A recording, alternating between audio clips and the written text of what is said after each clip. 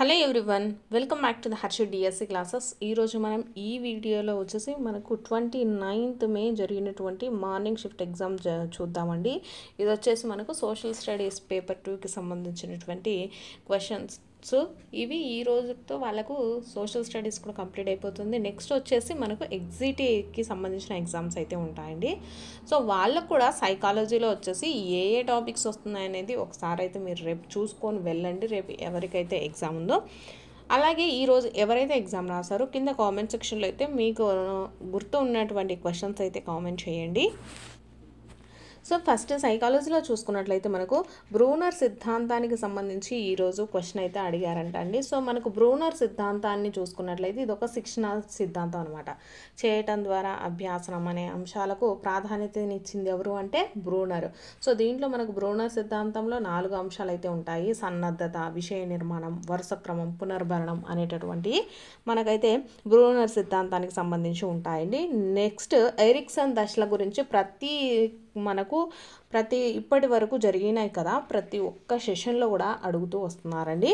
Ericsson దశలు అంటే మొత్తం మనకు 8 దశలు అయితే ఉన్నాయి కదా. పూర్వ శైశవ దశ, ఉత్తర శైశవ దశ కానీ, క్రీడా దశ, పాఠశాల దశ, కౌమార దశ, పూర్వ వయోజన దశ, మధ్య వయోజన దశ, ఉత్తర వయోజన దశ అనేటటువంటివి ఉన్నాయి కదా. సో వాటిల్లో మనకు కంపల్సరీ అయితే ప్రతి ఒక్క సెషన్లో ఒక క్వశ్చన్ అయితే అడుగుతున్నారండి. నెక్స్ట్ కోల్బర్గ్కి సంబంధించి ఉత్తర సాంప్రదాయ దశలో క్వశ్చన్ అయితే అడిగారు. మనకు కోల్బర్గ్కి సంబంధించి మొత్తము 3 దశలు అయితే ఉన్నాయి కదండి. అవి ఏవి అంటే పూర్వ సాంప్రదాయక దశ, సాంప్రదాయక దశ, ఉత్తర సాంప్రదాయక దశ. దీంట్లో మనకు ఉత్తర సాంప్రదాయ దశకు సంబంధించి క్వశ్చన్ అయితే అడిగారంట అండి. సో దీంట్లో మనకు ఉత్తర సాంప్రదాయ దశలో కూడా మళ్ళీ 2 అయితే ఉంటాయండి. ప్రజాస్వామ్యము, చట్టాలను పాటించడం, ఇవన్నీ. నెక్స్ట్ వ్యక్తి అంతరాత్మకి, ఆత్మసాక్షికి సంబంధించి కూడా మనకు ఉత్తర సాంప్రదాయ దశలోనే ఉంటాయి. నెక్స్ట్ మనకు వచ్చేసి పియాజే సంజ్ఞానాత్మక వికాసానికి సంబంధించి క్వశ్చన్ అయితే అడిగారంటండి. సో పియాజే సంజ్ఞానాత్మక వికాసంలో మనకు వచ్చేసి 4 దశలు అయితే ఉంటాయి కదా. ఇంద్రియ చాలక దశ, పూర్వ ప్రచాలక దశ, మూర్త ప్రచాలక దశ, అమూర్త ప్రచాలక దశ. వీటికి సంబంధించి అయితే క్వశ్చన్ అయితే అడగడం జరిగింది. నెక్స్ట్ అభ్యాసన బదలాయింపుకు సంబంధించి అయితే క్వశ్చన్ అడిగారు. సో నాకు క్వశ్చన్స్ అనేటివి క్లియర్గా తెలియవు కదా. మీకు క్వశ్చన్స్ ఎవరైతే ఎగ్జామ్ రాసుంటారో క్వశ్చన్స్ ఏమైనా మీకు గుర్తుంటే కింద కామెంట్ సెక్షన్లో కామెంట్ చేయండి. సో నేను వీటికి సంబంధించి టాపిక్స్ ఏంటి అనేసి అయితే క్లియర్గా చెప్తాను. అభ్యాసన బదలాయింపులో చూసుకున్నట్లయితే మనకు అనుకూల బదలాయింపు కానీ, ప్రతికూల బదలాయింపు, శూన్య బదలాయింపు దీనికి సంబంధించి అయితే ఉంటుందండి. నెక్స్ట్ రక్షణ తంత్రాలకు సంబంధించి హేతుకీకరణ కానీ, విస్థాపనము, ఇవన్నీ కూడా మీకు తెలిసినాయి కదా. వీటికి సంబంధించి ఒక క్వశ్చన్ అయితే అడిగారు. మార్గదర్శకత్వము, ఉపగమ పరిహారకు సంబంధించి ఇవి వచ్చేసి ప్రతి సెషన్లో అడుగుతున్నారండి. రేపైతే ఎవరికి ఎగ్జామ్ ఉందో వాళ్ళకు కూడా ఈ టాపిక్స్ నుంచి కంపల్సరీ క్వశ్చన్ వచ్చే ఛాన్సెస్ అయితే ఉంటాయండి. నెక్స్ట్ డిస్కాలిక్యులియా గురించి అడిగారంట. సో ఇది కూడా మనకు ప్రతి సెషన్లో అడుగుతున్నారు. డిస్కాలిక్యులియా అంటే ఏంటండి, మనకు గణిత వైకల్యాన్ని డిస్కాలిక్యులియా అంటారు. డిస్గ్రాఫియా అన్నారనుకోండి లేఖన వైకల్యము, డిస్లెక్సియా అంటే పఠన వైకల్యము, డిస్ఫేసియా అంటే భాషణ వైకల్యం అనమాట. సో దీనికి సంబంధించి నెక్స్ట్ ఆర్టీ 2009, అలాగే ఎన్సిఎఫ్ 2005 ఇవి కూడా కంపల్సరీ అడుగుతున్నారండి. ఈరోజు కొత్తగా తిరోగమి అవరోధానికి సంబంధించి క్వశ్చన్ అయితే అడగడం జరిగింది. సో తిరోగమన అవరోధము అలాగే పురోగమన అవరోధం ఈ 2 కూడా మనకు వెరీ వెరీ ఇంపార్టెంట్ అండి. మనల్ని క్వశ్చన్ అయితే కంపల్సరీగా అడగడం జరుగుతుంది కాబట్టి ప్రతి ఒక్కరు కూడా చూసుకోండి. తిరోగమన అవరోధము అంటే పాతది గుర్తుకు తెచ్చుకోవడంలో ఉండేటటువంటి వైకల్యం అండి, పాతది. సో మనకు పురోగమన అవరోధం అంటే కొత్తది గుర్తుకు తెచ్చుకోవడం అండి. నెక్స్ట్ ప్రజ్ఞా పరీక్షలకు సంబంధించి గెస్టాల్ట్ వాదులు, వికాస నియమాలు ఇవన్నీ కూడా మనల్ని అడగడం జరిగింది. నెక్స్ట్ సోషల్కి సంబంధించి క్వశ్చన్స్, పట్టును అధికంగా ఉత్పత్తి చేస్తున్న రాష్ట్రం ఏది అనేసి అడగడం జరిగింది. అది వచ్చేసి కర్ణాటక అండి. నెక్స్ట్ క్వశ్చన్ చూసుకున్నట్లయితే ఉమ్మడి జాబితాలో లేని అంశం ఏది అనేసి ఇచ్చారు. సో విద్య అండి, విద్య అనేది మనకు ఉమ్మడి జాబితాలో ఉండదు. నెక్స్ట్ చూసుకున్నట్లయితే కోర్టు తీర్పులు మరియు పత్రికలలో వచ్చిన వ్యాసాలు అనేసి ఏదో క్వశ్చన్ అయితే ఇచ్చారు. సో ఇది మెథడాలజీకి సంబంధించిందండి. సో ఇది ప్రాథమిక గౌణ అవసరాలకు సంబంధించి. నెక్స్ట్ చూసుకున్నట్లయితే తెలంగాణ రేగరు నేలలు అంటే ఏమిటి అనేసి అడిగారు. రేగరు నేలలు అంటే నల్ల రేగడి నేలలండి. నెక్స్ట్ గ్రామ పంచాయతీ స్థాపనకు సంబంధించిన ఆర్టికల్ ఏది అనేసి అడిగారు. సో 243వ ఆర్టికల్ అండి, గ్రామ పంచాయతీ స్థాపనకు సంబంధించిన ఆర్టికల్. నెక్స్ట్ చూసుకున్నట్లయితే మానవ అభివృద్ధి సూచీలో లేనిదేది అనేసి అడిగారు. సో సామాజిక అసమానతలండి. మానవ అభివృద్ధి సూచీలో లేనిది సామాజిక అసమానతలు.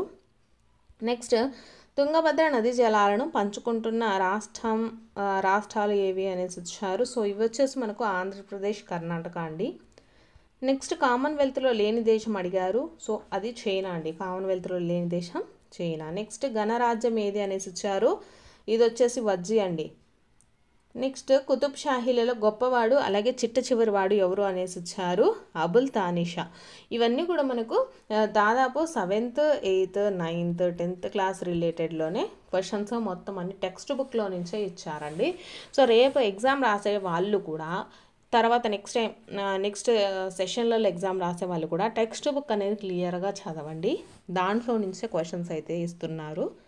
సో ఎక్కువగా మనకు మీకు తెలుసా అనేటటువంటి బాక్స్ అయితే ఉంటుంది కదా, దాంట్లో నుంచే క్వశ్చన్స్ ఎక్కువగా ఇస్తున్నారండి. సో అట్లీస్ట్ ఆ బాక్సెస్ అన్నీ అయినా క్లియర్ అయితే చేయండి. కంపల్సరీ వాటిల్లో నుంచే బిట్స్ అనేది ఎక్కువగా అడుగుతున్నారు. నెక్స్ట్ చూసుకున్నట్లయితే స్వతంత్ర ఎన్నికల కమిషన్కు సంబంధించిన ఆర్టికల్ అనేసి అడిగారు. ఇది 324వ ఆర్టికల్ అండి.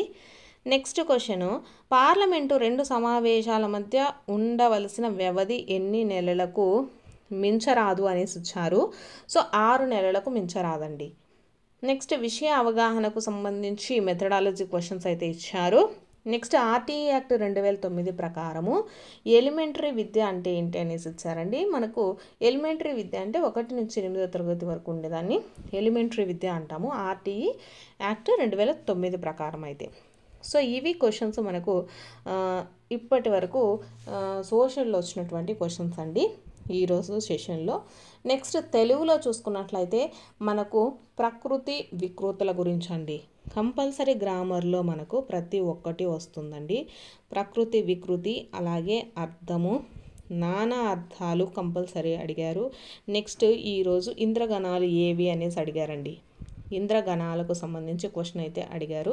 నెక్స్ట్ అలంకారానికి సంబంధించి క్వశ్చను. నెక్స్ట్ వచ్చేసి ద్వంద్వ సమాసం అడిగారంట అండి ఈరోజు. ద్వంద్వ సమాసానికి సంబంధించి క్వశ్చన్. ప్రకృతి వికృతులు, నెక్స్ట్ అర్థం కానీ నానా అర్థాలు, ఇంద్రగణాలు, అలంకారానికి సంబంధించి ద్వంద్వ సమాసం గురించి అయితే మనకు తెలుగులో క్వశ్చన్స్ అడిగారు. అలాగే ఈరోజు ఒక పద్యం అయితే అడిగారంటండి. పద్యానికి సంబంధించి క్వశ్చన్స్ వచ్చాయి. సో పద్యం అనేది కొంచెం టఫ్గా ఉంది అనేసి చెప్తూ ఉన్నారు. నిన్న పేపర్లో కూడా పద్యం అనేది కొంచెం టఫ్గా వచ్చింది అనేసి చెప్పారు. సో నెక్స్ట్ ఇంగ్లీష్లో చూసుకున్నట్లయితే ఇంగ్లీష్లో ప్రతి ఒక్క గ్రామర్ టాపిక్కి సంబంధించి ఒక్కొక్క బిట్ అడుగుతూనే ఉన్నారండి. మీకు ఇంతకు ముందు సెషన్లో చెప్పినటువంటి గ్రామర్ టాపిక్సే ఈ సెషన్లో కూడా అడుగుతూ ఉన్నారు. అంటే గ్రామర్లో వచ్చేసి మనకు యాంటోనియమ్స్, సినోనియమ్స్ ఇవి లేకుండా క్వశ్చన్ పేపర్ అనేది ఉండదండి. యాంటోనియమ్స్, సినోనియమ్స్, నెక్స్ట్ ప్రపోజిషన్స్కి సంబంధించి ప్రపోజిషన్, అలాగే యాక్టివ్ వాయిస్, నెక్స్ట్ ప్యాసివ్ వాయిస్కి సంబంధించి క్వశ్చన్, రిపోర్టెడ్ స్పీచ్ క్వశ్చన్ అండి, reported speech. Next spelling correction వర్డ్స్కి సంబంధించి క్వశ్చన్ అయితే అడగడం జరిగింది. నెక్స్ట్ చూసుకున్నట్లయితే మనకు క్వశ్చన్ ట్యాగ్ అండి. క్వశ్చన్ ట్యాగ్ ఆర్టికల్స్కి సంబంధించి ఇలా మనకు ప్రతి ఒక్క టాపిక్లో ఒక్కొక్క క్వశ్చన్ అయితే అడుగుతూ వస్తూ ఉన్నారు. సో ఇవి మనకు ఈరోజు మార్నింగ్ సెషన్లో జరిగినటువంటి క్వశ్చన్ పేపరు. ఎవరైతే ఆఫ్టర్నూన్ సెషన్లో ఎగ్జామ్ రాసి ఉంటారో, అలాగే మార్నింగ్ సెషన్లో ఎగ్జామ్ రాసి మీకు క్వశ్చన్స్ ఏమైనా గుర్తుంటే కింద కామెంట్ సెక్షన్లో అయితే కామెంట్ చేయండి. సో మీకు కనుక వీడియో నచ్చినట్లయితే తప్పకుండా లైక్ చేసి సబ్స్క్రైబ్ కూడా చేసుకోండి.